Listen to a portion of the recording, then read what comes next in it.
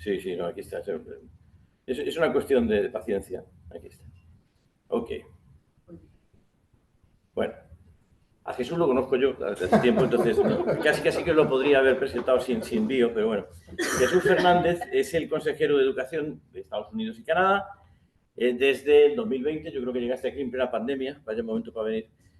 Anteriormente pues, fue director de los cursos internacionales de la Universidad de Salamanca hasta el 2006, agregado de Educación en Nueva York, que ahí fue donde nos conocimos, entre el 2006 y el 2010, consejero de Educación en el Reino Unido e Irlanda entre el 2010 y el 2012, director del Centro Internacional de Español en la Universidad de Salamanca hasta el 2020, y bueno, pues siempre ha estado ligado a los temas de enseñanza, investigación, promoción y difusión del español como lengua extranjera. Ha impartido conferencias en universidades europeas, americanas, asiáticas y es autor de numerosas publicaciones en este campo. Maribel Pérez Gutiérrez, muchas gracias Maribel por venir, es asesora técnica en la Consejería de Educación de la Embajada de España en Washington, D.C., es responsable del ALCE, o sea, ella es la persona a la que hay que dar la lata si hay algún problema con la ALCE, y del procedimiento de homologación y convalidación de títulos no universitarios. Anteriormente fue asesora de formación en un centro de innovación educativa y formación del profesorado, profesora de enseñanza primaria y secundaria durante más de 20 años, ejerciendo como jefa de estudios y coordinadora de diferentes proyectos educativos. Entonces yo creo que con esto, simplemente para deciros que tenemos dos personas bastante solventes para freírlas a preguntas, si tenéis alguna pregunta, e imagino que encontraremos la forma de los que estáis conectados en streaming podáis también hacer las preguntas. Vamos a intentar monitorear a través de los móviles y os pasamos las preguntas que vengan por el streaming. Sin más dilación, tenéis la palabra. Muchísimas gracias. Muy bien. Bueno, pues muchas gracias. Ya me gustaría a mí tener la voz de cantante de Fernando. Yo espero que se me escuche y no sé si se me ve, pero bueno, es un poco como hablar al vacío. Al menos hay aquí público que espero que haga así, mueva la cabeza, como que lo que digo es interesante aunque no lo sea. Lo primero que quiero decir es que las apariencias engañan, que a pesar de llevar este lanyard tan bonito de la Guardia Civil, yo no soy Guardia Civil, soy consejero de Educación, os lo garantizo. Esto es un regalo de los compañeros de la Benemérita. Y efectivamente, como bien dice Fernando, llevo aquí desde 2020 en plena pandemia, primero la pandemia y luego el golpe de estado de Trump, así que fueron tiempos interesantes. Bueno, la idea es hablaros un poquito yo de lo que es la Consejería de Educación, muy poco, y luego Maribel, mi compañera, va a explicaros los dos programas que creemos que son más relevantes para los ciudadanos españoles en el área metropolitana de Washington, que son el programa de ALCE, porque atiende a los hijos y no tan jovencitos, ¿no? Hasta los 17 años, de españoles que están aquí y que pueden mantener los vínculos con la lengua y con la cultura española a través de este programa. Es un esfuerzo que hace el gobierno español y que no hace ningún otro gobierno, o sea, eso hay que destacarlo. Y el endiablado tema de las homologaciones, que tanto dolor de cabeza da a mamás y a papás cuando quieren regresar a España y quieren llevar a sus hijos a enseñanza secundaria, cuarto de la ESO, secundaria o la universidad. Si me pasas el chisme este. Bueno, pues, y en fin, no hace falta decir que a los que estéis aquí, bienvenidos a vuestra casa, que es la Embajada de España, y la Consejería de Educación está, por supuesto, a vuestra disposición. Bueno, ahí tenéis un poco el índice de lo que vamos a hablar y aquí un poquito los objetivos de la Consejería. En realidad, lo que hace la Consejería de Educación, sobre todo, es promocionar la lengua española y las culturas en español en sus ámbitos de actuación, en nuestro caso Estados Unidos y Canadá. Y la gente se suele preguntar, entonces, ¿en qué se diferencia la Consejería de Educación del Instituto Cervantes? Bueno, pues esto es un poco como la Policía Nacional y la Guardia Civil. Los dos persiguen a los malos, pero se distribuyen las funciones. Nosotros nos ocupamos de la enseñanza reglada, es decir, de la primaria, secundaria, y, bueno, aquí elementary, middle y high en Estados Unidos, y el Instituto Cervantes se ocupa de la no reglada, es decir, de aquellas personas que quieren estudiar español particularmente y que quieren ir ahí. El Instituto Cervantes tiene un componente cultural muy grande y nosotros no nos ocupamos tanto de ese componente cultural. Y dentro de esa promoción del español tenemos dos ámbitos principales. Hacemos muchas cosas, pero no se trata de abrumaros con todas las cosas que hacemos. Uno son los programas de movilidad y otros son los centros educativos. En relación con los programas de movilidad, todos los años nosotros traemos a Estados Unidos una media de unos 500 profesores españoles a unos 33 estados del país, donde van a enseñar en primaria, en middle y en secundaria, español o en español.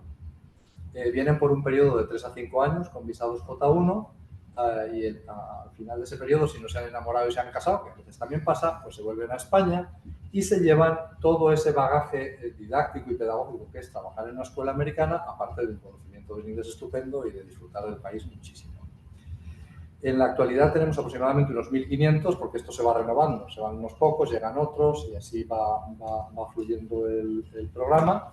Y es un programa del que estamos muy orgullosos. Y es un programa que empezó a justificar que la Consejería de Educación tenga tanta gente en Estados Unidos. En total somos, en todo el país y en Canadá es muy poquito, unas 50 personas.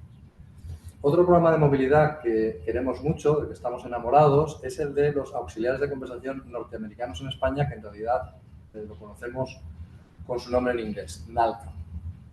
Gracias a este programa, todos los años enviamos unos 4.500, generalmente estudiantes de los últimos años o recién graduados, aunque el límite de edad lo hemos establecido en 60 años, o sea, yo ya no podría ir, pero bueno, que van a enseñar inglés a nuestros niños en las 17 comunidades autónomas y en Ceuta y Melilla, lo cual pues para ellos es una experiencia fantástica, lo digo por si tenéis amigos americanos con hijos en edad de merecer e hijas en edad de merecer, porque están en Villanueva de la Serena o en Olot o bueno, en un pueblo perdido donde son los amos del pueblo y donde realmente todo el mundo los quiere, o están en Madrid y en Barcelona donde tienen unas oportunidades culturales magníficas y llevan, aparte de un inglés nativo a nuestros niños españoles, las experiencias del país de primera mano, rompiendo un poco pues, los estereotipos que hay siempre sobre los americanos que son más pequeños.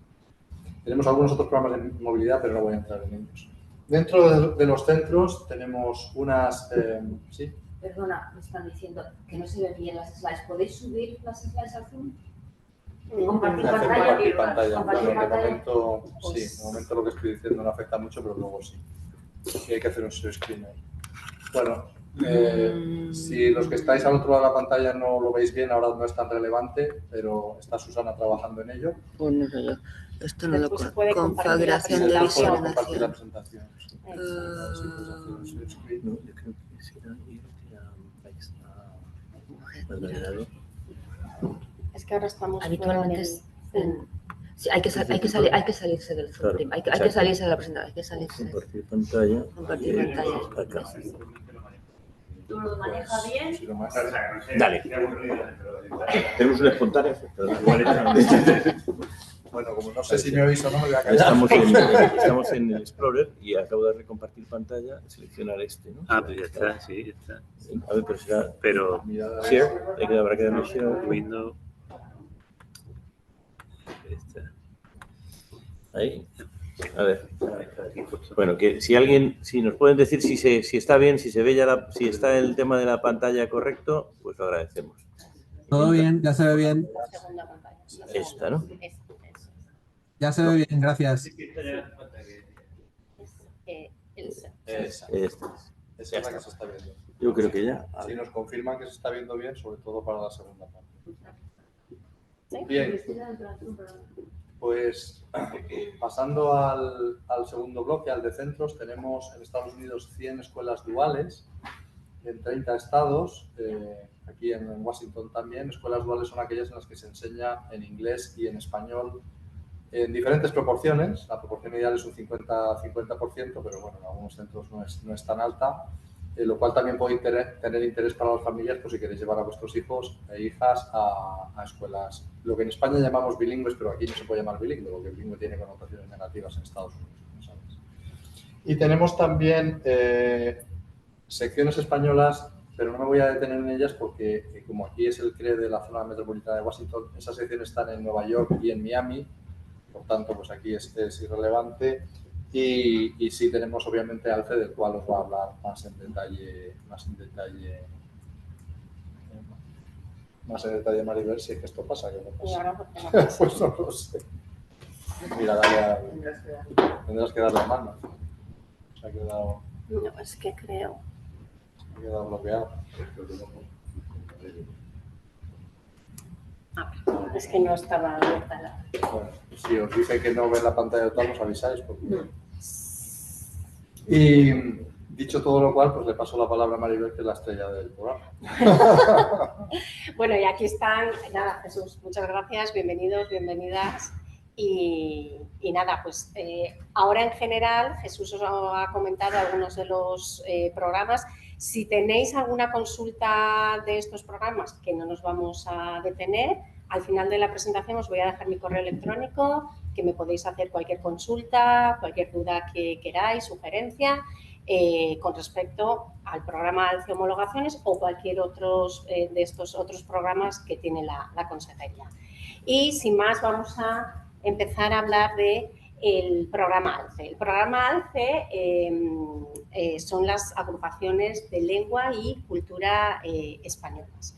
Son clases, enseñanzas de lengua y cultura española para niños y niñas de entre 7 y 17 años. Ahora os comentaré cuáles son los requisitos de edad y demás. El currículo está adaptado al marco común europeo de referencia, que aquí en Estados Unidos pues, no es muy habitual, pero que quiere decir que los niveles de competencia lingüística se dividen en 6 niveles diferentes, desde el A1 hasta el C2, A1, A2, B1, B2, C1, C2.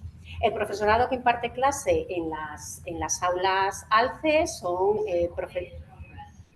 profesores funcionarios de carrera que vienen de España y que han superado un proceso selectivo pues, bastante serio. Y actualmente aquí en Estados Unidos tenemos aulas ALCE en Washington, D.C., en Nueva York. En Washington tenemos 2 aulas, en Nueva York tenemos 5 y tenemos otra en Montreal, en Canadá. ¿Cuáles son los requisitos para poder acudir? No todo el mundo que desea aprender español aquí puede acudir a las aulas ALCE. ¿Cuáles son los requisitos? Lo primero de todo es que los niños tienen que tener nacionalidad española, bien ellos o sus padres. Dependiendo de si son ellos o son sus padres, pues la documentación que hay que aportar a la hora de hacer la matrícula es una u otra. Tienen que tener cumplidos los 7 años de edad antes del 31 de diciembre de la fecha de comienzo del curso escolar y como máximo hasta los 17 años. Y otro de los requisitos es que tienen que estar escolarizados en el sistema educativo americano en enseñanzas anteriores a la universidad, es decir, desde elementary, middle o high school. ¿Okay? Entonces, estos son los 3 requisitos que necesitamos que los niños y niñas cumplan para poder estar escolarizados en las aulas ALCE. Como os decía, la estructura del programa sigue la estructura del marco común europeo de referencia. Tenemos 3 etapas, A, B y C, y que se distribuyen luego en diferentes cursos acordes a la edad. Los niños se escolarizan por la edad, pero también por el nivel de competencia lingüística en español y también por su madurez. Es decir, que son estos 3 factores los que determinan en qué nivel se escolariza cada uno de los niños. Es decir, no es únicamente por la edad. Son las profesoras, digo profesoras porque este año son dos maestras, las que deciden en qué curso escolarizan a cada uno de los niños. Y tenemos diferentes etapas, diferentes niveles para cada una de las etapas. Si veis, la etapa A comprende 3 cursos escolares, la etapa B 4 y la etapa C 3, que en su conjunto hacen un total de 10 cursos escolares, que es el periodo máximo en que los niños pueden estar escolarizados en estas aulas. ¿Cómo se organizan las clases? Lógicamente, los niños tienen que estar escolarizados en el sistema reglado americano, por lo tanto, las clases se llevan a cabo en horario de tarde. Una vez que termina el horario escolar, los niños pues acuden a estas aulas. Normalmente, el horario es entre las 4 y las 9 de la tarde. La organización va un poco en función del número de niños que hay en cada una de las aulas. Y tiene una modalidad semipresencial. ¿Qué quiere decir esto? Que acuden presencialmente a clase, pero también tienen una parte de enseñanza online. Normalmente es 1 hora y media de enseñanza semanal, un día a la semana y otra hora y media de enseñanza online, un total de 3 horas semanales. La asistencia es obligatoria tanto a la parte presencial como a la parte online o virtual y se acompaña también de actividades culturales que las profesoras, las maestras junto con las familias organizan habitualmente durante los fines de semana o periodos vacacionales. Al final de cada uno de los niveles, tanto del del B1, B2 como C1 se realizan unas pruebas que intentan medir pues, el nivel de competencia lingüística de los alumnos en las 4 destrezas habituales en las que se valoran los idiomas: expresión y comprensión oral y comprensión y expresión escrita. Normalmente estas pruebas se realizan en el mes de junio, los primeros días del mes de junio, y las clases presenciales y virtuales terminan a finales de mayo. Al final de cada una de las etapas se hacen unas pruebas y se puede obtener un título otorgado por el Ministerio de Educación, Formación Profesional y Deportes de B1, B2 o C1. Actualmente no se imparte el nivel C2 en las aulas ALCE porque, bueno, pues las limitaciones de todo, de espacios, de profesorado y demás, pues no permite que se haya extendido hasta el B2. Ahora mismo estamos en periodo de difusión del periodo de matriculación de las aulas ALCE y va a comenzar precisamente el próximo día 20. Del 20 de febrero al 20 de marzo es el plazo en el que se puede solicitar plaza para el próximo curso escolar. Habitualmente, y si quedan plazas en este periodo ordinario, se abre un periodo extraordinario en el mes de septiembre. Y mucho más aquí, dada la gran movilidad que tiene esta ciudad y todos los alrededores, la experiencia nos dice que es en el mes de septiembre en el que, bueno, pues muchísimos niños nuevos se matriculan en estas aulas una vez que ya han llegado en verano, se han asentado y demás. Pero el periodo ordinario comenzará el próximo día 20 y se extenderá hasta el 20 de marzo.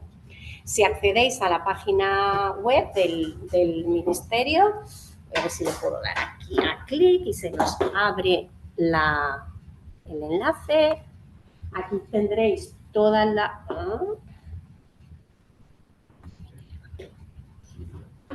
Eso es, ahí tenéis todo. No, pero vale, claro, es que vale, bueno, pues nada, no pasa nada. Cuando os compartamos la presentación os damos... la página del... Eso es, ahí aparecerá el enlace y ahí tendréis todos los requisitos. A ver, déjame ver si es este. Bueno, no era este. Todos los requisitos para solicitar la... Bueno, pues no es esta, no pasa nada. ¿Lo pueden mover para que se vea ahí? Sí. Aquí. Bueno, simplemente para volver a ponerla... ¡Uy! Sí. Cuando compartáis la presentación, ahí tenéis el enlace a la página web del Ministerio, también está el enlace al blog de ALCE, donde tenéis información acerca de toda la documentación y todos los requisitos que hay que... Toda la matrícula se hace online, se suben los documentos, es decir, que no es necesario desplazarse a ningún sitio para realizar la matrícula.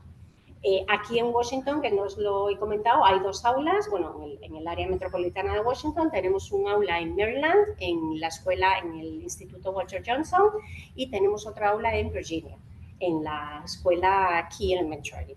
Entonces, dependiendo de, bueno, pues el domicilio familiar de los alumnos, unos alumnos van al aula de Maryland, otros niños van al aula de Virginia, en función de lo que más le convenga a cada una de las familias. Y esto es un poco, así muy en general, el programa ALCE. Sí, quería yo apuntar 2 cosas. Una, que en la zona metropolitana de Washington hay unos 300 niños y niñas que participan en el programa, así que es un número bastante notable. En Nueva York hay unos 600, sí que en proporción yo creo que tenemos más.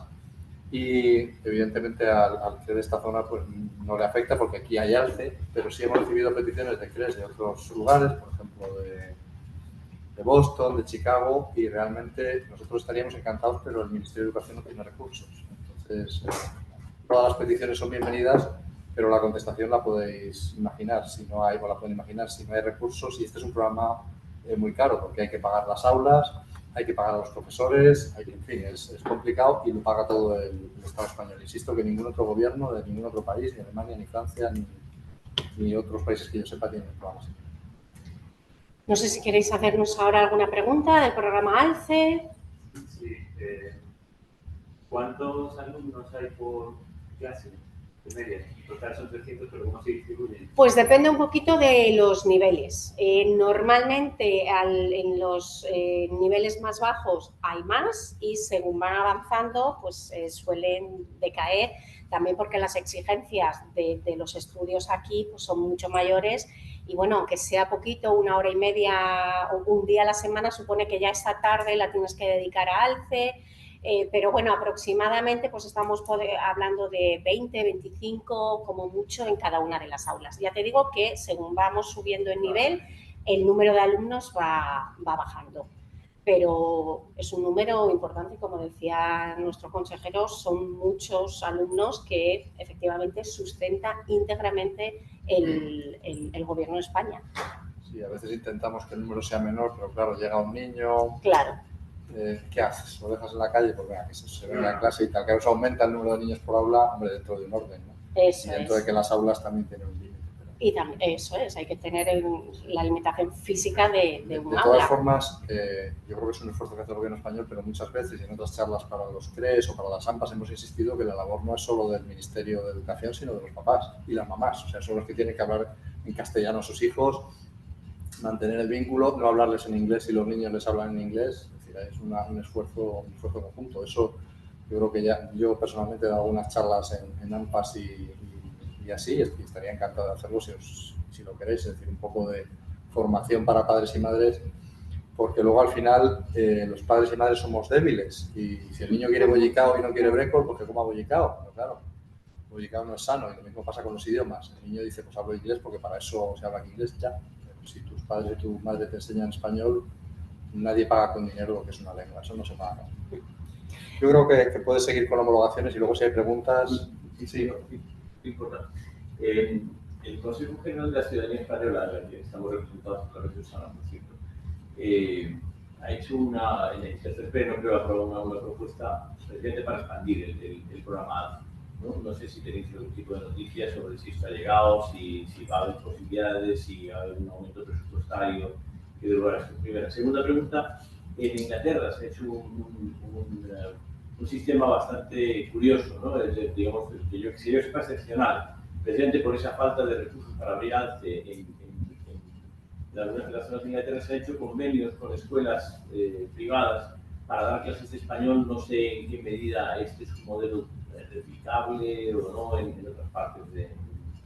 Bueno, por lo que se refiere a la primera pregunta, sí, yo he visto además los acuerdos del Consejo de la Ciudadanía en este término y también en otros.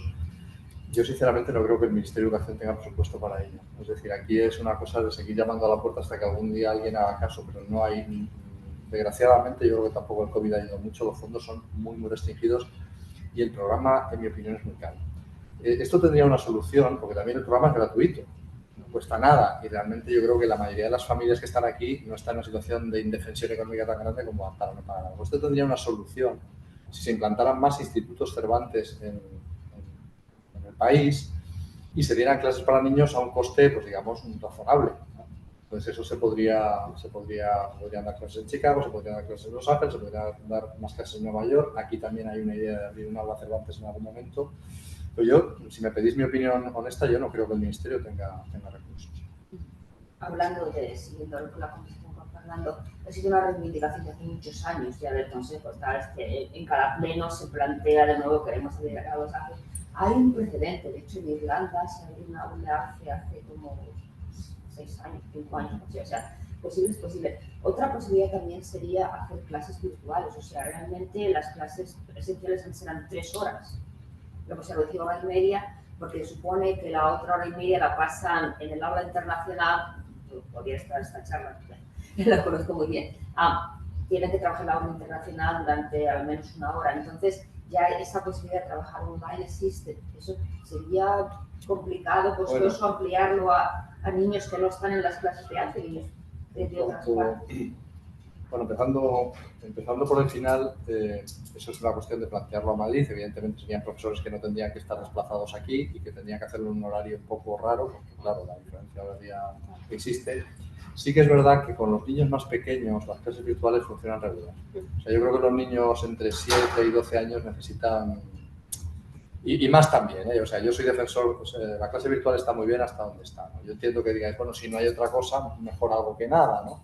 Pero yo creo que en determinadas edades se necesita el contacto humano y desde luego la enseñanza directa no es lo mismo que la enseñanza virtual.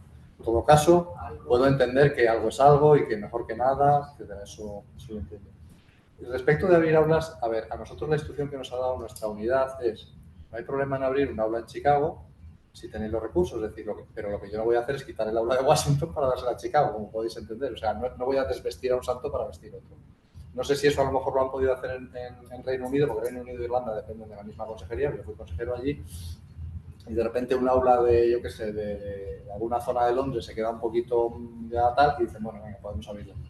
Nosotros abrimos una en Montreal hace ya algún tiempo, que realmente pues, nos preocupa mucho, porque depende de la buena voluntad de la profesora interina que tenemos allí, que gana una miseria, y si esa profesora un día decide irse, se nos cae el aula con todo el equipo.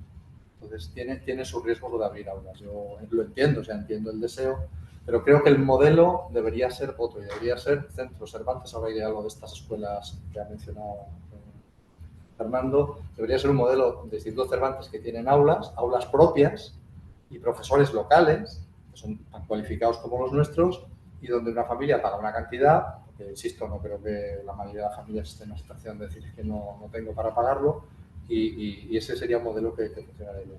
Cuanto a las aulas virtuales, nosotros aquí lo que tenemos, no tenemos exactamente eso, pero tenemos lo que decía antes, las ISAs, que son escuelas duales. Entonces, claro, si tú quieres que tu hijo aprenda los dos idiomas, tienes la posibilidad, claro, si vives allí, aquí uno va a la escuela de la zona en la que vive, pero bueno, tienes en teoría la posibilidad de llevarlo a una de esas escuelas y allí van a recibir instrucción en inglés y en español.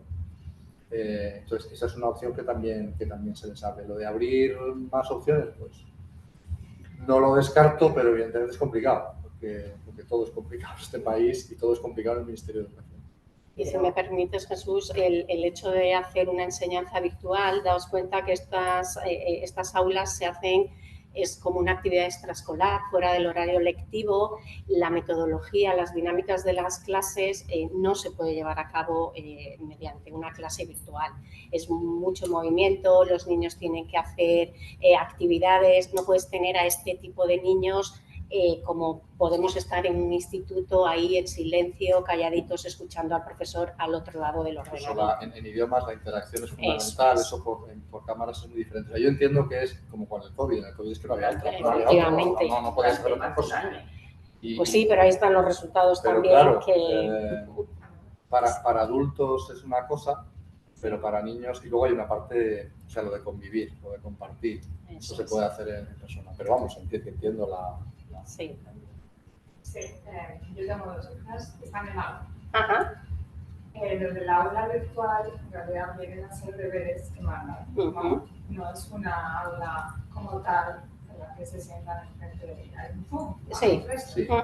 Quería saber si esa es si se bueno, tendría que hacer eso, es o que, sea, porque en realidad claro, acaban siendo media hora. Sí, bueno. Sí, somos conscientes de eso. El problema que hay con el aula virtual es que hay que poner, o sea, lo que tú propones, que sería lo suyo, y creo que Susana también me da esa idea, hay que poner profesores para que hagan eso. Eso es. Claro, si tú pones profesores para que hagan eso, necesitas una plantilla en España, digo en España porque es más barato, porque claro, aquí es más caro, evidentemente, pagarles el billete. Una plantilla en España que haga todo eso, y eso, claro, incrementa los costos.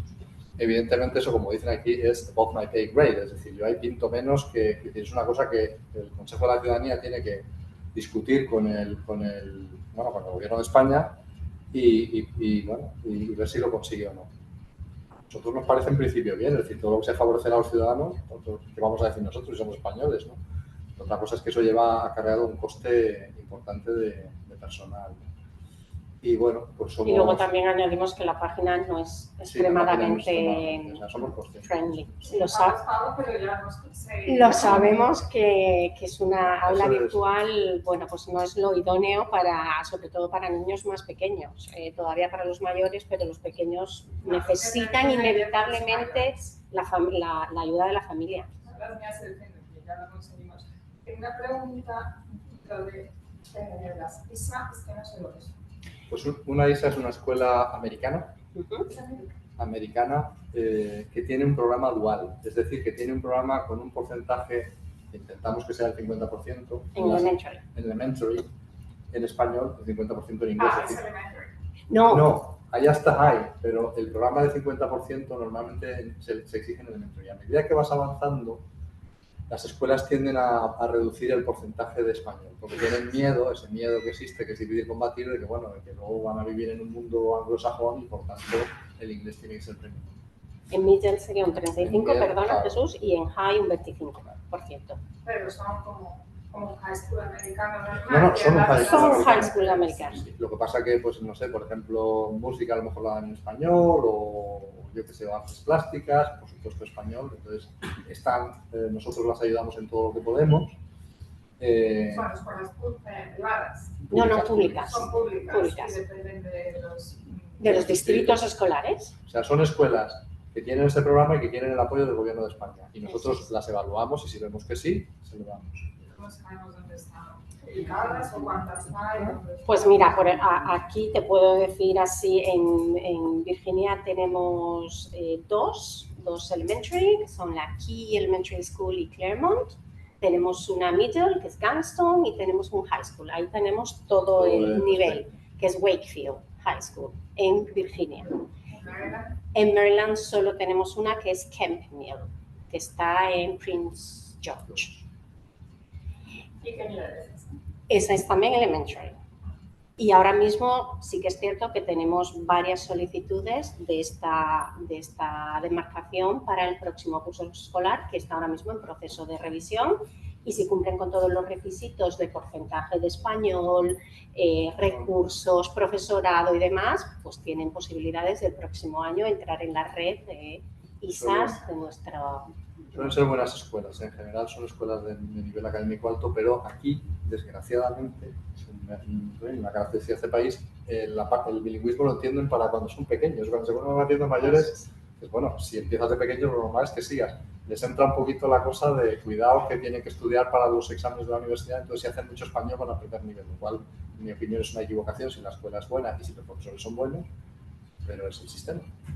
Esas escuelas... Si puedo... Sí. Algo de sociedad que hizo en esta escuela, al final, sabéis que los criterios para admitir a tu hijo en la escuela aquí se rigen por domicilio. Entonces, claro, sí.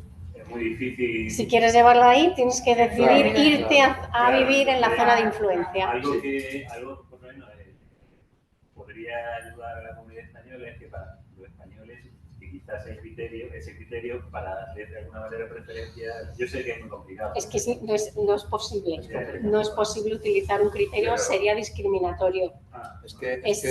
Vamos, se ha intentado de alguna manera, pero en este país esas cosas son complicadas. No sé que sea una charter o si tú, lo que tú dices muy bien y todos sabemos, tienes que vivir en esa zona. Bueno, era un colegio privado y nosotros en principio no trabajamos con colegios privados porque somos el Ministerio de Educación Pública. Y yo lo entiendo, pero claro, llegamos hasta donde llegamos. Yo entiendo que, claro, que el deseo sería tener más alces, sería tener más escuelas, incluso tener escuelas españolas como tienen los alemanes y los franceses, pero bueno, España llega hasta donde llega. Y disculpadme que no he terminado, tenemos 3 en DC, tenemos 2 en Virginia, tenemos una en Maryland y tenemos 3 en DC, aquí, que son Oyster, Adams, Powell y Bruce Monroe. Esas 3 escuelas. Los españoles que viven en esas áreas, pues bueno, al menos ellos tienen esa opción. Eso es. Sí, que son las charter school. Bueno, charter school son como escuelas como concertadas, son una especie de concertada, por decirlo. Tiene como doble financiación. Un grupo de familias hace ahí una asociación y entonces consigue apoyos para abrir su propia escuela con su filosofía personal, pero vamos, sí, sería lo más parecido en España sería una concertada. Y los criterios cambian. Bueno, porque sí. No es por donde vives, te hacen a veces exámenes en tierra, pero suelen estar difíciles. También puedes hacer también solicitudes en función si tienes hermanos en el centro, tienes pues, puntos extra. Bueno, pues es una forma diferente de trabajar. Pero aquí en el área no hay ninguna charter. Nosotros tampoco. Sobre todo en Miami, ¿no? Sí, no, bueno, aquí en nuestra zona no, son todas ellas públicas. En Miami sí que hay algunas. Pero bueno, por ahí van los tiros.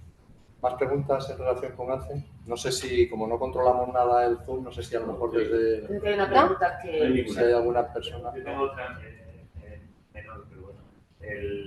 El programa de vacaciones que tiene el programa está alineado con el distrito escolar o como los niños, ¿cómo funciona? No, habitualmente sigue más un horario más español, digamos. Sí que es cierto que se tiene que adaptar al horario americano. ¿Por qué? Porque damos clase en clases americanas. Por lo tanto, cuando es un festivo aquí, no podemos acceder a la escuela porque la escuela está cerrada. Por lo tanto, nos obligan en nuestro calendario escolar ese día ponerle también como festivo. Pero luego en Semana Santa pues tienen 2 semanas, mientras que aquí pues hay 4 días escasos. En Navidad pues también está más adaptado a nuestro sistema educativo español, es decir, el horario y el calendario escolar es más español, pero con esas adaptaciones necesarias para poder estar ubicados en centros educativos americanos.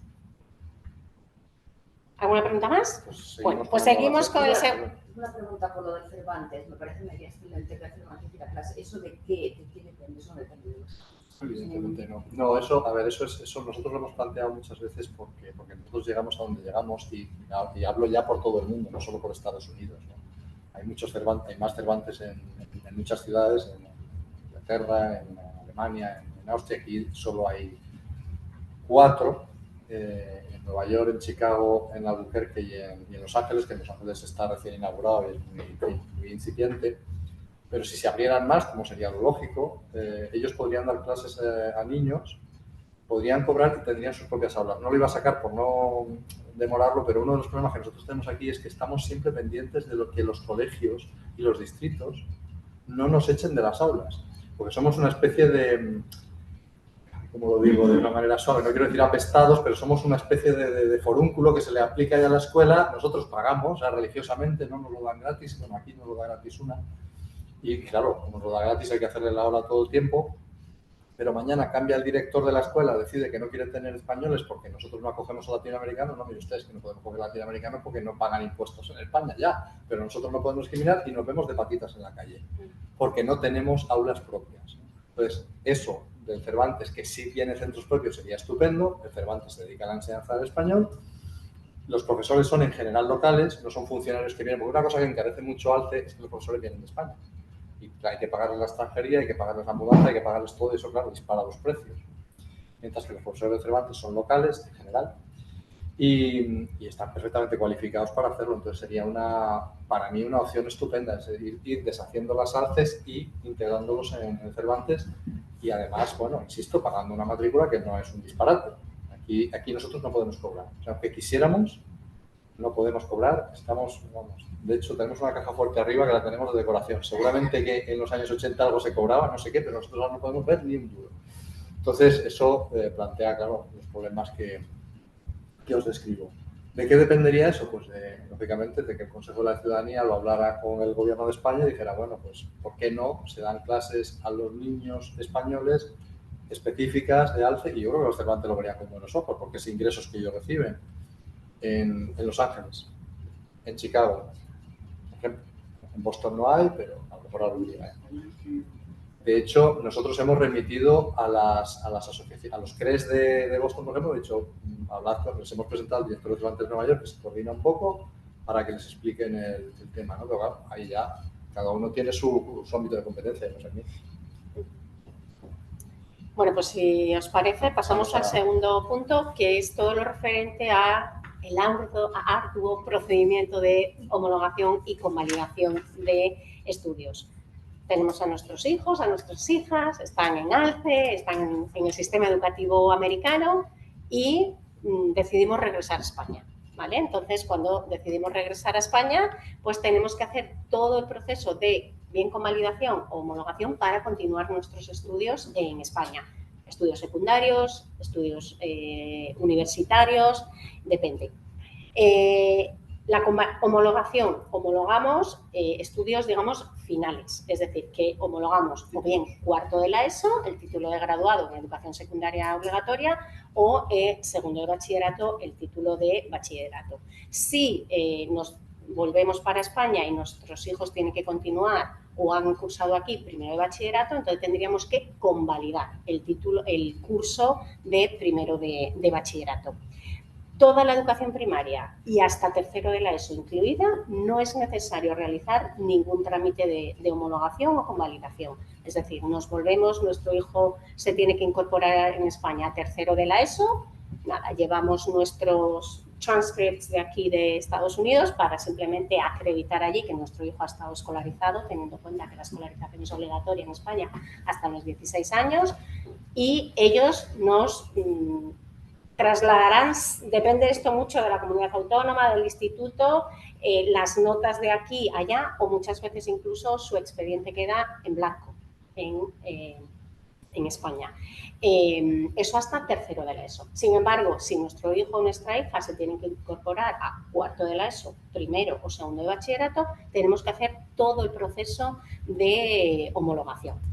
¿En qué consiste el proceso de homologación? Bueno, pues es sencillo, pero tiene su parte peliaguda. Depende del número de años que nuestros hijos o hijas hayan estado escolarizados en el sistema americano, van a tener unos requisitos u otros. Si nuestros hijos han estado aquí 2 años o más, ¿de acuerdo? 2 años o más, no, 2 años no, más de 2 años en el sistema educativo americano, no tienen ningún requisito de asignatura. Es decir, ellos hacen los cursos, presentan la documentación exigida, que la vamos a ver ahora a continuación, y con eso obtendrían la correspondiente homologación o convalidación. Sin embargo, si han estado menos de 3 años escolarizados en el sistema educativo americano, se considera que son alumnos provenientes del sistema educativo español y, por lo tanto, tienen que cumplir unos requisitos para conseguir la homologación o la convalidación. Esos requisitos son de cursar los años correspondientes, es decir, aquí es muy habitual que podamos hacer 2 cursos en uno. Entonces, esa parte no podría hacerla un alumno que se considera que viene del sistema educativo español, es decir, que tiene que hacer curso a curso, y además de eso tiene que cumplir un requisito de asignaturas, es decir, que obligatoriamente tiene que cursar unas asignaturas que, bueno, os mencionamos aquí ahora brevemente, pero que son las que corresponden a nuestro currículo español. Pues está geografía, historia, biología, matemáticas, literatura. Tiene que cursar un mínimo de 4 materias de entre todas esas. Esa es una nomenclatura general. Luego aquí ya sabéis que hay que el nombre de las asignaturas pues varía, pero si tenemos US Government, pues eso se considera que es historia. Si tenemos biology, pues eso es ciencias. Es decir, que no tienen que nombrarse exclusivamente como aparecen aquí en la pantalla, sino que tienen que estar relacionadas con ese ámbito del conocimiento. Es decir, que si nuestros hijos han estado menos de 3 años escolarizados en el sistema educativo americano, tienen que realizar curso a curso y además cursar un mínimo de 4 materias de las que aparecen ahí: literatura, geografía, historia, filosofía, ciencias naturales, matemáticas, para después poder optar a la homologación de esos estudios al sistema educativo español.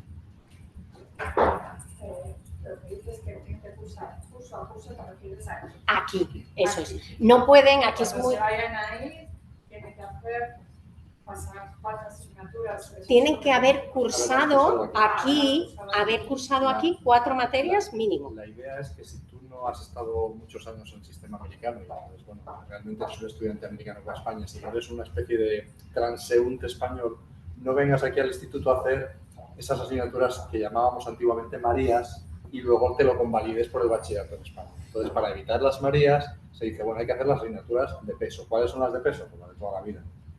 Matemáticas, literatura, historia, ciencias, etc.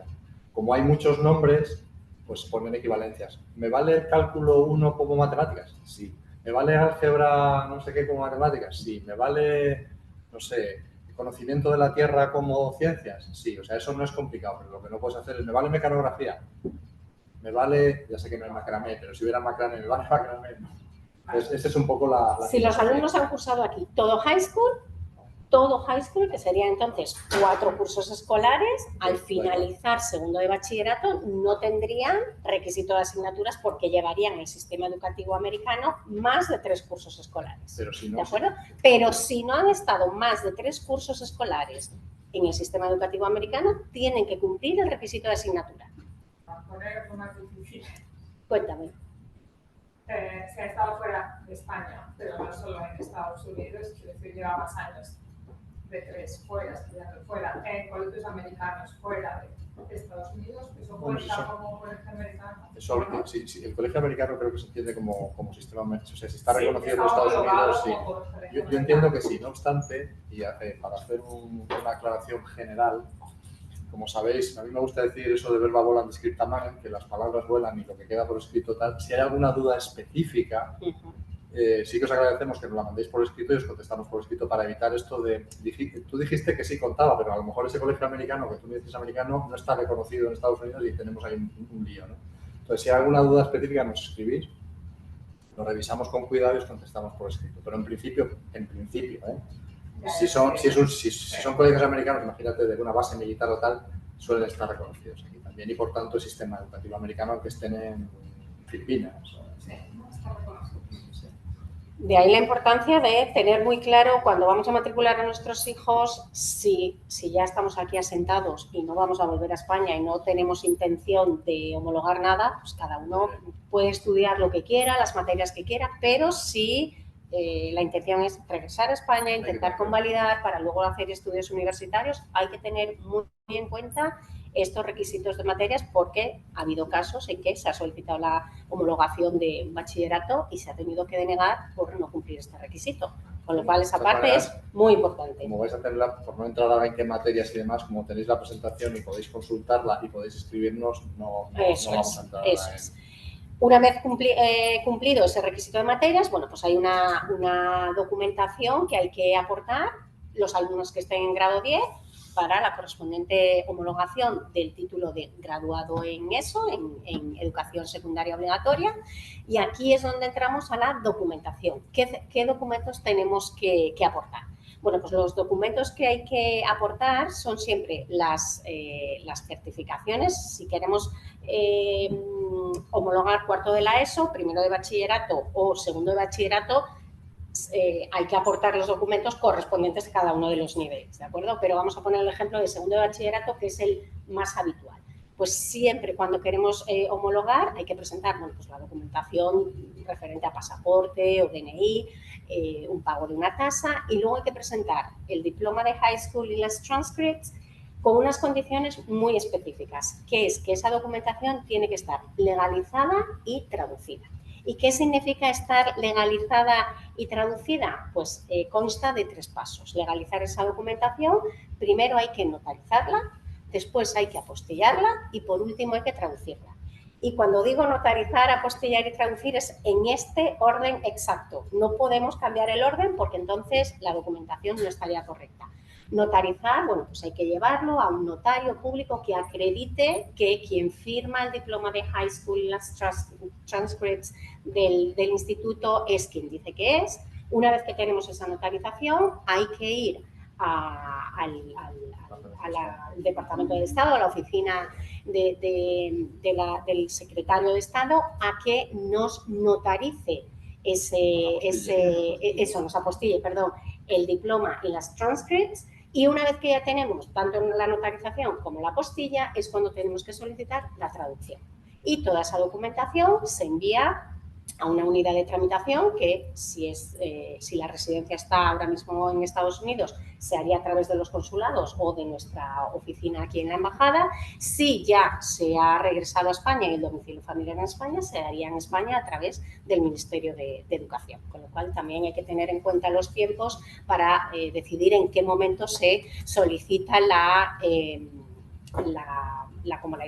convalidación o la homologación de los estudios. Lo mismo sería para grado 11 y para grado 10. Hay que pagar una tasa para primero de bachillerato y segundo de bachillerato. Sin embargo, para cuarto de la ESO, como son enseñanzas obligatorias, no hay que pagar ninguna tasa. Pero tanto para convalidar primero de bachillerato como para homologar segundo de bachillerato hay que pagar una tasa, que hay que también enviar el justificante correspondiente cuando se aporta toda la documentación para hacer esta homologación.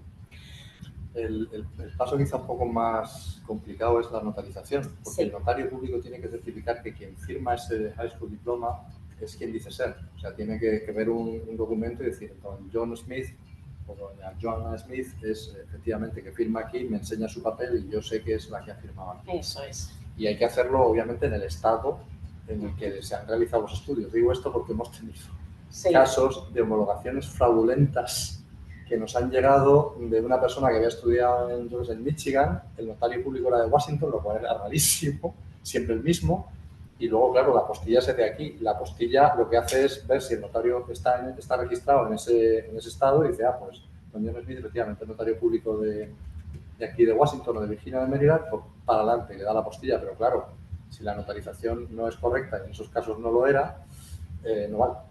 Claro. Y luego la traducción tiene que ser por un traductor reconocido. O sea, no Por el puede ser Ministerio de cualquiera. Asuntos Exteriores. Por el Ministerio de Asuntos Exteriores. Hay un listado a disposición Eso de los ciudadanos y ya está. Y evidentemente esto luego cuando los padres y las madres tienen que hacer es un dolor de cabeza, lo digo por experiencia propia, porque lo tengo que hacer. Pero bueno, aquí estamos para ayudaros. Lo que sí pedimos es que las consultas, no tenemos ningún inconveniente en atender consultas oralmente, pero para evitar el yo dije, no, yo lo que usted me dijo, no, pero es que yo entendí, ¿no? Eso al final es un jaleo, no. Usted preguntó esto, yo le contesté esto. Todos contentos, ¿verdad? Sí. Porque nos pasa a veces, que dicen, no, es que resulta que me dijo la señorita que estaba allí, ¿qué señorita? No, una que... No.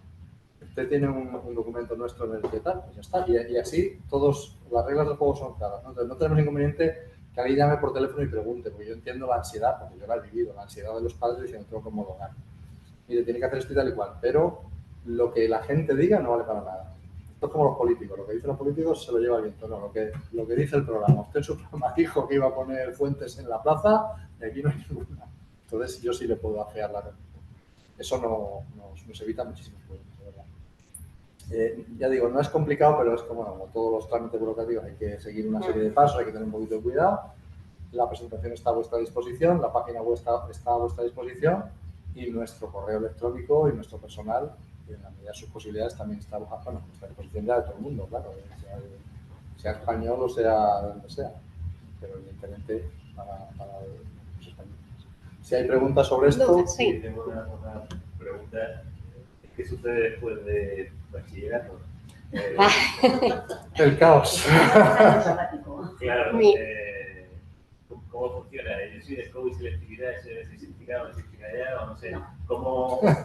Pues mira, una vez que termina el bachillerato, en España tiene que hacer la EVA, ¿vale? La evaluación de bachillerato La de antigua acceso selectividad. a la universidad. Ahora mismo se llama EVA. ¿Y si mi hijo estudia aquí hasta...? Entonces, si estoy aquí, no lo he incluido porque eso ya excede del ámbito de nuestras competencias. No volveré a vosotros. Es para, esto ya corresponde al Ministerio de Universidades, ¿vale? Porque ya serían estudios más allá de la secundaria, pero los alumnos que están escolarizados en un sistema educativo extranjero y quieren regresar a España para acceder a la universidad, pues tienen que hacer lo que se llama PCEs, que son pruebas de competencias específicas. Esas pruebas de competencias específicas se pueden realizar aquí presencialmente, se realizan en Nueva York o en Seattle, es decir, que en las dos puntas, o una vez que se regresa a España. Son unas pruebas que organiza la UNED. Si entráis en la página UNED ASIS, ahí tienen toda la información de en qué consisten estas pruebas de competencias específicas y lo más importante de todo es ir a la universidad a la que nuestros hijos quieren asistir y a qué carrera quieren optar. Una vez que sepamos qué carrera y qué universidad, tenemos que ver qué requisitos ponen esas universidades, porque hay universidades que te exigen solo las PCEs, ¿vale? Las PCEs son unas pruebas como las de la antigua selectividad, como la EBAU, de cada una de las materias. Los alumnos eligen cuatro materias que pueden ser las que ellos quieran y con esa prueba y la nota media del bachillerato, 60% nota de bachillerato 40% nota de las PCEs, obtienen la nota final de acceso a la universidad. Bachillerato de aquí. Bachillerato de aquí. Con nuestra homologación obtiene una nota final de expediente. Nosotros le calculamos la nota del expediente de bachillerato y además de la homologación va también la nota que han obtenido, ¿vale? Hay otras universidades que no exigen solamente las PCEs, que el alumno elija las que él quiera, no. Hay otras universidades que exigen la EBAU, es decir, que tienen que hacer con pruebas PCEs, pero las mismas materias que los alumnos tienen que hacer en España. Es decir, tienen que hacer las 3 asignaturas obligatorias que son lengua castellana, inglés, lengua extranjera e historia de España o de la filosofía, pueden elegir una de esas 2. Luego tienen que elegir una de modalidad obligatoria, dependiendo de la modalidad de bachillerato, bachillerato de ciencias sería matemáticas, bachillerato de artes, pues pueden elegir otras, bachillerato de humanidades, otras. 3 más 1, 4 y luego pueden hacer hasta 2 materias optativas para subir nota, porque ya sabéis que hay, bueno, pues hay carreras, medicina, que te exigen un 13,92 sobre 14. Entonces, para conseguir toda esa nota extra por encima del 10, se pueden hacer hasta 2 exámenes extra para subir esa nota y conseguir tener una nota de acceso superior para poder optar a la carrera que pues el interesado en este caso tiene. Es decir, que depende de las condiciones que la universidad a la que nuestros hijos quieran acudir y la carrera, qué requisitos pone esa universidad. Dinos.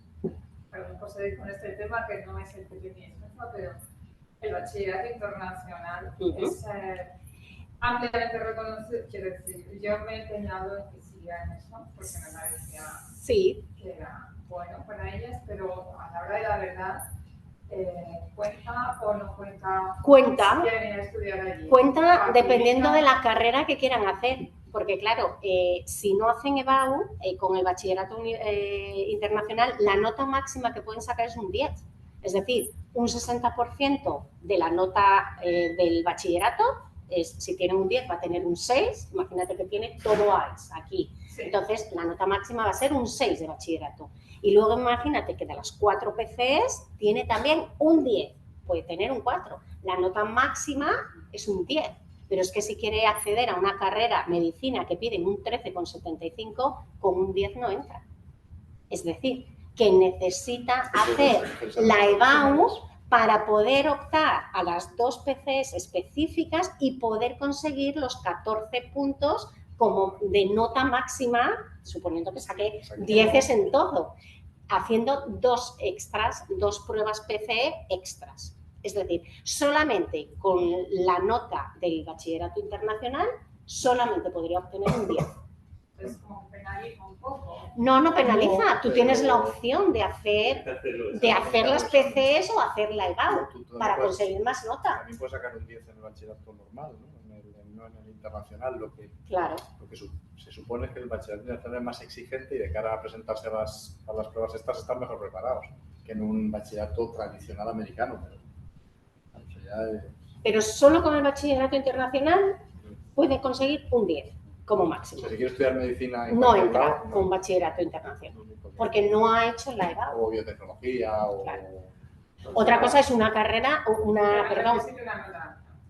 Claro, cuando en el momento en que una carrera te exige una nota alta, ya te vas a tener que ir a hacer la EBAU para hacer las 2 notas que ponderan. Es que cada universidad, por eso os digo que hablamos en general y hay que decidir qué universidad y qué carrera, porque cada universidad y cada grado decide qué materias ponderan para poder conseguir los 4 puntos extra. Y casi cada año, porque a lo mejor un año está el pescado más barato y otro está el pescado más caro. Podemos hablar en general, o sea, estamos hablando muy en general. Eso es. Yo sí estáis... Sí, bueno, es probable, porque... Luego... ¿Dónde se hace? ¿Se hacen en España o se hacen aquí? Presencialmente en Nueva York o Seattle, aquí. Claro, que era la antigua selectividad de la UNED. Aquí o en España en la UNED, pero se llaman PCs. ¿Y la EBAU para estos casos en España? No, la EBAU como tal, nuestros alumnos de aquí no la pueden hacer, porque para poder hacer la EBAU de España tienes que estar escolarizado en un instituto español que tiene la conexión con la universidad. Se hace todo desde el instituto, pero nuestros alumnos no están matriculados en un instituto español. Entonces, no existe esa EBAU para nuestros alumnos. Existen las PCEs que tienen diferentes formatos. PCE normal, que son 4 asignaturas, PCE con formato de EBAU, que es el mismo formato que los alumnos españoles que hacen la EBAU en España. ¿Me he explicado bien? Pero lo hacen en PCE.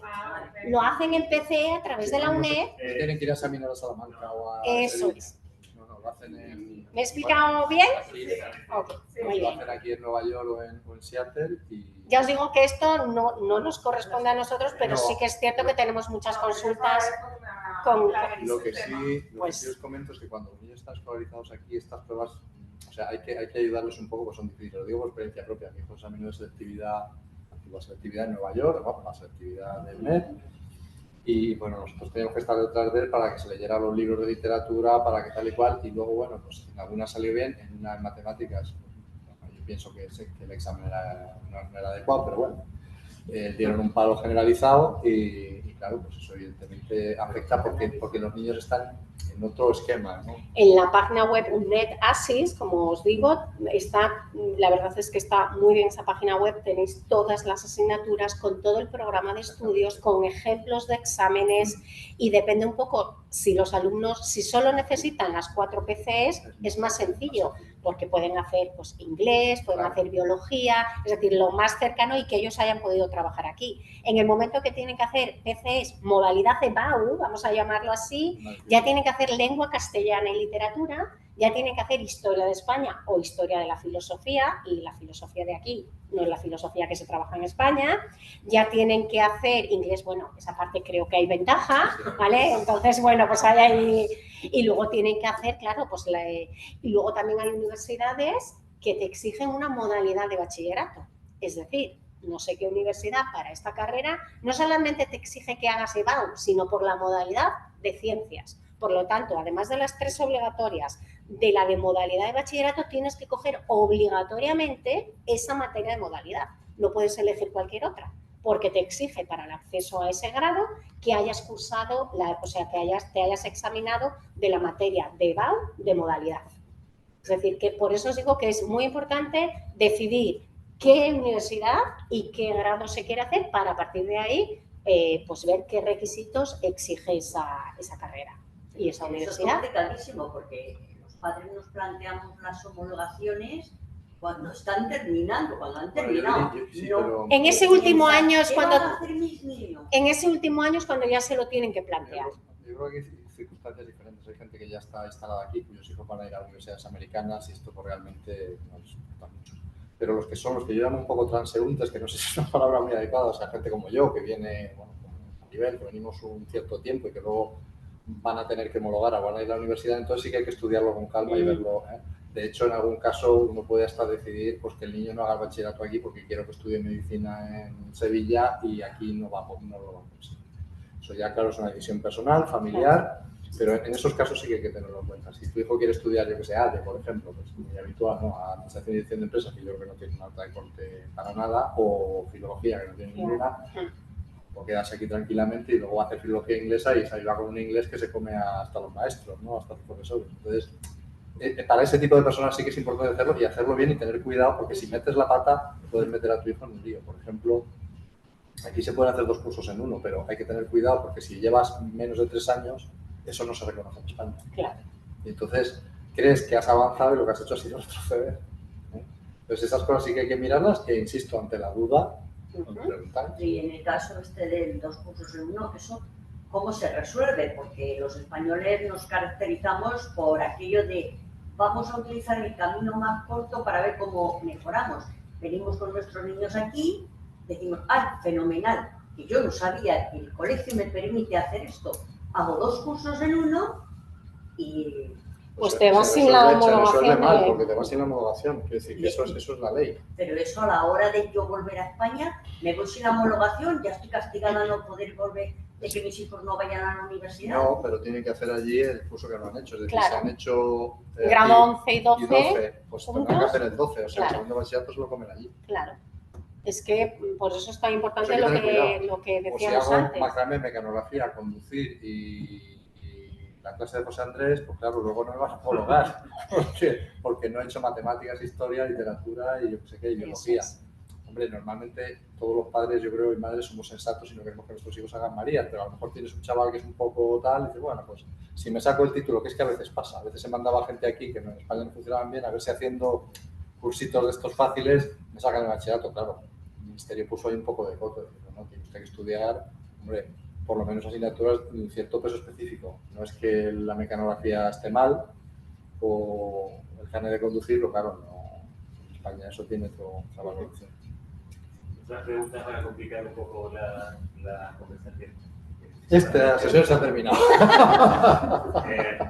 ¿Cómo es la convalidación con el gobierno francés por los estudios que cursa en un instituto francés? Mi hijo lo tiene en el liceo francés y él tiene un acuerdo con el gobierno francés y el grado que obtiene creo que es en Francia.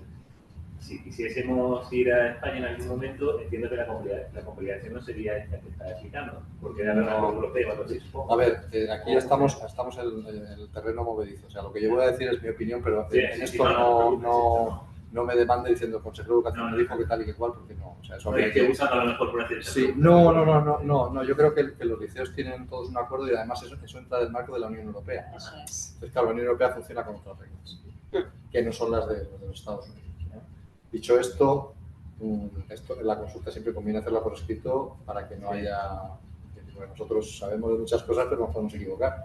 Un poco, pero nos equivocamos. Entonces, yo creo que eso es así, porque ya entraría con el sistema de convalidaciones de Francia, en este caso, de la Unión Europea, que es distinto, que es mucho más sencillo, pero también hay que tener cuidado porque una cosa es el liceo francés, luego hay colegios reconocidos por Francia, pero que no son exactamente el liceo francés, y entonces... No, es que era un colegio francés. No, pero yo entendí liceo francés. No, pero era un colegio francés. Cuidado, que no es lo mismo el liceo francés que a lo mejor una escuela americana que tiene un programa auspiciado por el gobierno francés, pero que no es un liceo francés. Y entonces entra por el otro lado. Por eso digo que hay que tener siempre mucho cuidado porque usted me dijo que podía ir a 130. No es que la señal decía 120. No, ya, pero es que se puede ir a 10 más de... Aquí armamos un lío. No. Mire usted, esto es la ley y se ha acabado. Le he pillado a 121 y le multo. Bueno, Sí. Yo tengo una pregunta, aunque ya habéis dicho que no depende de vosotros, pero el acceso a la universidad, el PCA, nada más que se hace y no hay. Presencialmente aquí en Estados Unidos, en esas dos localidades. Porque después ya en en Seattle, España. porque la UNED tiene un aula o centro, no sé, que yo creo que se instalaron allí por el tema de ya lo diré, de Google y demás, ¿no? Y en Nueva York porque lo hace el Instituto Cervantes. Tienen un local donde lo pueden hacer. Es decir, la UNED necesita locales. ¿Podría ser en otros Cervantes también? ¿Se podría hacer? Si tuvieran el espacio local para ellos, sí, pero de momento solo lo hacen en esos Solamente se organizan esos dos. En Los Ángeles sería imposible porque yo he visto el instituto y no tiene sitio para hacerlo. Y en Chicago, en principio, se podría, pero de momento no está establecido así. Pero es que esto es la UNED. Es la UNED, Claro, es que es nosotros la no tenemos UNED, nada que ver con no es eso. ni el Instituto No, no. Cervantes Igual ni la los exámenes Consejería de la UNED también Educación. son igual, los exámenes de la UNED. Es que Perdón, Sí, es sí, que sí, esos sí, son sí, los sí, que sí, tiene sí, que sí, hacer. sí, No, sí. no tiene que hacer los de España, de las universidades de cada comunidad autónoma, no. No, hace- Tiene que hacer los de la UNED. No puede hacer ningún otro. Tú te matriculas y vas, en lugar de tener que hacerlo en España, Lo haces aquí. lo haces aquí. Te evitas el viaje. Y te ajustan. Hostia, Teóricamente fechas ajustan un concretas, poco ¿no? los exámenes. a lo También teóricamente, la solicitud- menos aquel año. La solicitud para el acceso a las pruebas UNED suele abrirse a finales de febrero y está abierto hasta primeros de mayo. Eso también hay que tenerlo en cuenta porque hay que solicitarlo, también hay que presentar, bueno, pues bastante documentación y demás para después poder hacer las pruebas en el mes de junio habitualmente. ¿De acuerdo? Es decir, que Hay esas que- fechas también hay que tenerlas en cuenta para que no se nos pase el periodo de solicitud de pruebas PCE. Normalmente acaban aquí en el grado 12 y cuando ya tienen su fiestecita y todas estas cosas, sus graduaciones, a la semana siguiente... Bueno, y os queríamos también mostrar muy brevemente, durante este curso hemos elaborado una pequeña guía, pues bueno, que seguramente al CRE le va a venir bien para enviársela a toda la gente que se instala pues por primera vez aquí en la zona de Washington y de los alrededores. Y es una guía, a ver si carga. Ahora. Ay, claro, no me la carga esta, ¿verdad? ¿Me puedes ayudar para compartirla? Gracias. Es una guía de escolarización que hemos elaborado pues, para ayudar a toda esa gente que llega por primera vez aquí a nuestra zona, a nuestra demarcación, a los estados de Virginia, Maryland y al Distrito de Columbia, con hijos en edad escolar.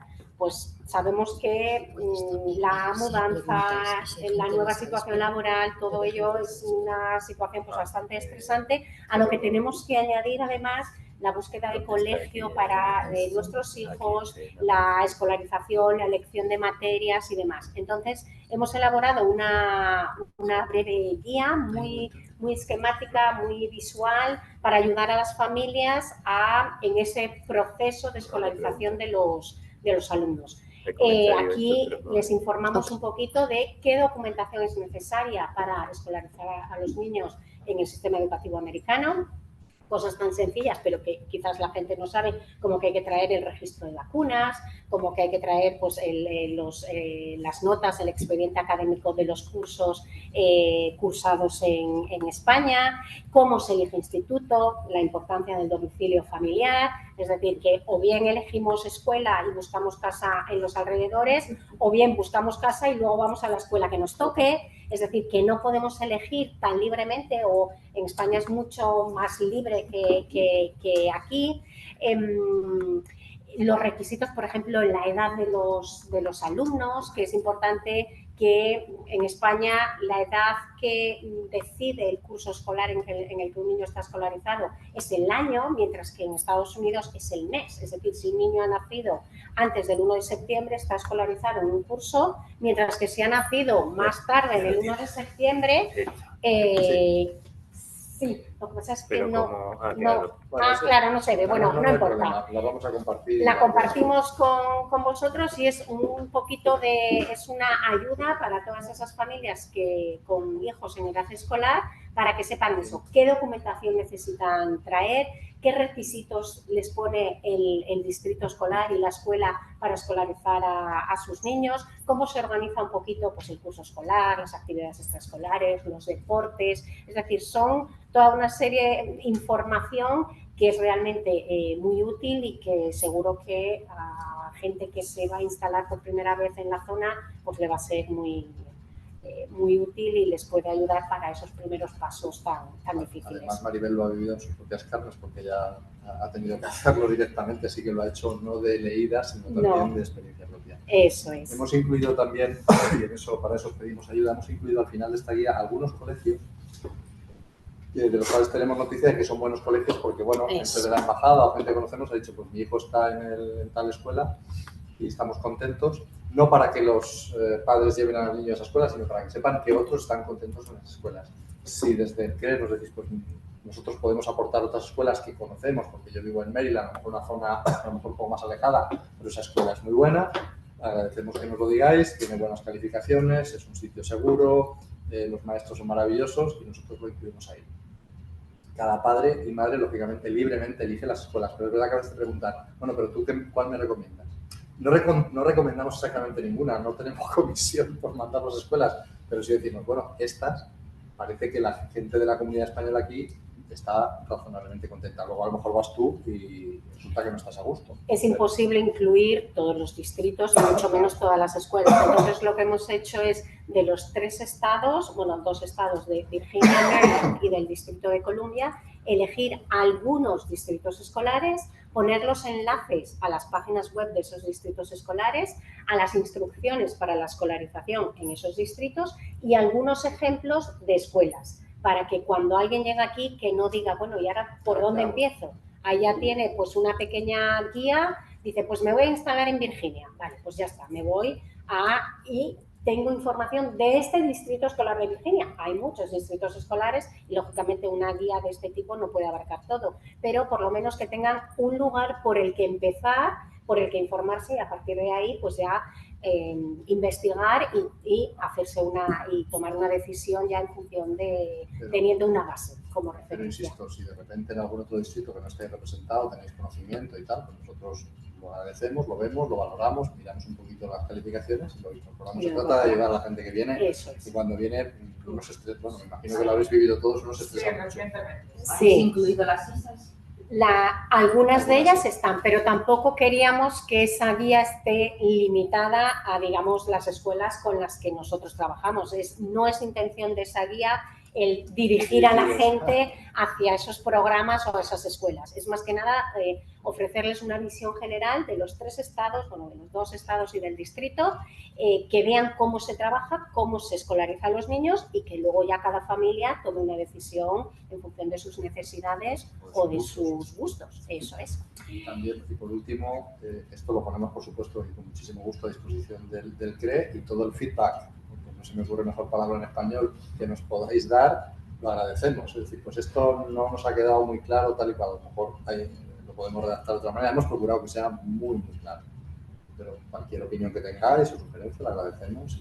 Hemos incorporado toda la información esquemática de homologaciones, del programa ALCE, es decir, que damos una visión un poquito general de todo lo que puede interesar a una familia que se acaba de mudar a esta zona. Y luego tenemos en nuestra página web vídeos que podéis ver y parar cuando no entendáis algo sobre homologaciones y sobre las PCs y demás. Bueno, eso es.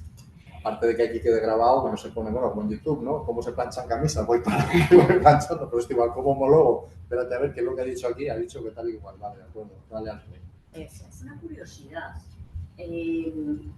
Bueno, sabéis que aquí en Estados Unidos, yo no sé, en España, quizás ahora también se ha puesto de moda, es que los padres deciden que no llevan a los niños al colegio y que les dan clases en sus casitas. Eso como lo homologa. Esa es mi pregunta. ¿Cómo? ¿Dónde? ¿Qué pasa? No, el homeschooling no está permitido en España. Bueno, yo estoy en algunos grupos y yo les oigo, sobre todo en la zona de Andalucía, el Levante, se ha puesto muy de moda porque hay mucha violencia. Nosotros normalmente nosotros no podemos aceptar, o sea, no puedo aceptar que venga un padre y me diga, mi hijo tiene que hacer claro. todo. Y le he dado. Oye, a lo mejor luego resulta no, pero además de que no es tan sencillo, el homeschooling luego tienen que hacer una serie de pruebas al final cada curso escolar y si un centro escolar acredita que ese alumno ha cursado el currículum de todas las materias y le da el título, no creo que llegue a high school, ¿vale? Porque el homeschooling no creo que esté alto en el high school, sí que está muy extendido en elementary, pero no en los niveles más altos. Insisto, vamos, cada familia hace lo que le da la gana, eso es muy buen estar. Yo creo que una parte muy importante de la educación es la socialización de los niños. Y eso si haces el homeschooling es que no lo veo. Eso ya, pero bueno, cada familia haga lo que quiera. De momento no hemos tenido ningún caso de esos. Y esperamos no tener. No, yo creo, vamos, sí. Os dejo aquí por si cualquier consulta, cualquier duda que queráis hacernos, os dejo aquí mi correo personal, me podéis enviar cualquier duda que os haya surgido ahora o que luego en casa pensando, pues dijeron, hablaron de esto, quiero saber un poquito más, pues estamos encantados de ayudaros y de resolver cualquier duda. Y agradecemos que hagáis difusión en nuestros, no sé, asambleas o reuniones o tal, de los materiales que compartimos. Que, bueno, sí, lo pondremos en la página. Van a facilitar. Y también la grabación se pondrá allí, entonces. Sí. También hay YouTube de CRE, ¿no? YouTube. De acuerdo. Pues, a vuestra disposición para mandarlo por las listas de distribución de ALCE que nos llegan, los profesores nos mandan. Son listas de distribución. Sí, también está bien. Sí, no sé hasta qué punto la parte. Por ejemplo, o sea, que si lo pueden subir. Yo se lo puedo pasar a las maestras de ALCE y que las maestras, eso es, que las maestras pregunten en el grupo si eso es y compartirlo por ahí. Esto no lleva ningún.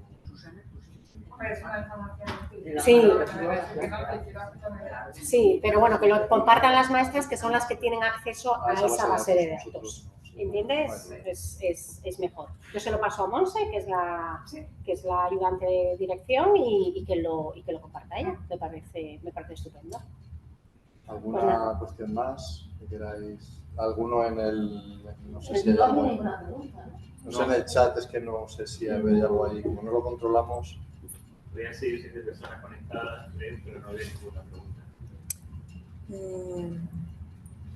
Bueno, pues cualquier pregunta que haya la podéis caso, dirigir sí, a ese sí. correo electrónico Lo y hacéis llegar. encantados de resolverlas. Sí, Así que pues nada, os agradecemos, muchísimas gracias nosotros por agradecemos la a ti. Muchas gracias. Por todo. Muy bien. Tenemos un